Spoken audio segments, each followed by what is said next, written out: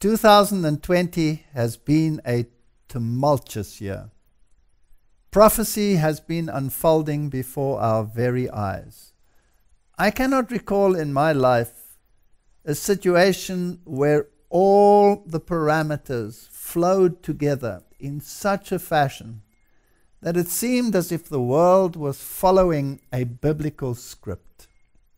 For the first time in my life, we have a universal situation where every single country in the world is subject to the same situation. We have seen the introduction of lockdowns. We have seen the introductions of rules and regulations. We have seen the introduction of mechanisms to control buying and selling. And prophecy is just jumping out of the pages into our face. Matthew 24 is being followed to the letter. And if we look at this here, we can see two aspects.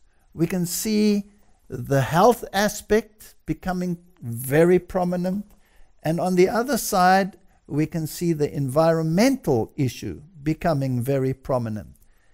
And through the papal encyclicals such as Laudato Si, these have been linked together so that they become a unit.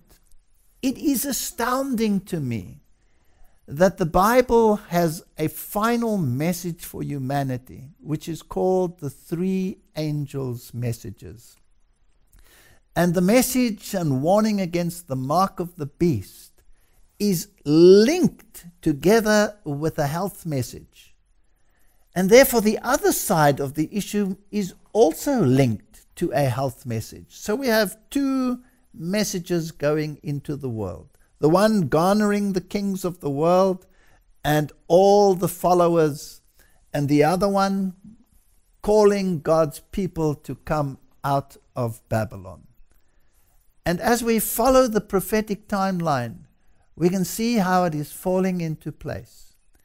There are not only political issues, but economic issues which must be considered, and then the religious aspects must be considered. We know that the mark of the beast entails worship, so it is a religious issue. We know from Revelation chapter 18 that it is economic issues, because the economic powers of the world will lament the fall of Babylon. And we know that the kings of the world will give their power unto the beast. So if we look at the events of 2020, we can see the religious leaders of the world, we can see the political leaders of the world, and we can see the medical leaders of the world joining up with the ideologies that emanate from Rome. Those two prominent encyclicals, one on the environment and one on fraternity, are setting the pace for what is about to transpire on our planet. And now, just before the close of this year, the economic powers which represent the vast wealth of the nations came together with the papacy in solidarity with this fraternity issue.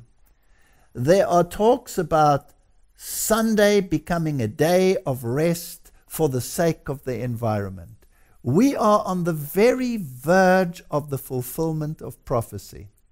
And then the mechanisms are being put into place using the health issue to implement the buying and selling. If you do not go in accordance with what their wishes are, you will not be able to be economically active.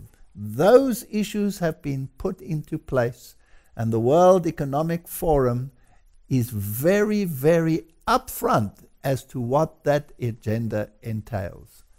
As we approach the end of this year, and we look forward to what is coming, we can see the coming of our Lord Jesus Christ written in the pages of history and in the Bible. The calamities of this world are God's opportunities. And if I look back at this year, and I consider all the events that have taken place, and that out of this tumult, a new series arose, which was called Up Prof. And through this medium, we were able to follow the events and try to put them into the prophetic perspective. And God was so good. He enabled this message to go to the entire world.